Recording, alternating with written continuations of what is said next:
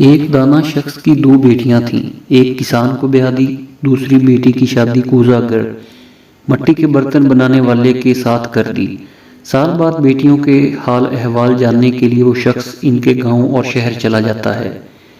جو بیٹی کسان کو بیاہ دی ہے وہ خوش دلی سے باپ کا والہانہ استقبال کرتی ہے، خیر خیریت اور کسب معاش سے متعلق پوچھنے پر بتاتی ہے کہ ادھار بیج خرید کر کھیت کھلیان آباد کیے ہیں، اب بارش کا انتظار ہے، بارش ہوتی تو سمجھے رحمت ورنہ زحمت اور مصیبت۔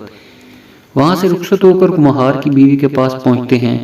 بیٹی باپ کا خوب استقبال کرتی ہے، خیر خیریت اور کسب معاش سے متعلق سوال پر بتاتی ہے کہ بڑی محنت سے کچھ برتن بنا کر سوکھنے کے لیے دھوپ میں رکھے ہیں، اب بارش نہ ہوئی تو اللہ کا کرم، بارش ہوئی تو زحمت اور مصیبت۔ وہ شخص گھر پہنچتا ہے، بیگم دونوں بیٹیوں کا حال پوچھتی ہے۔ وہ جواب دیتے ہیں کہ بارش ہوئی تو الحمدللہ، اور اگر بارش نہ ہوئی تو بھی الحمدللہ۔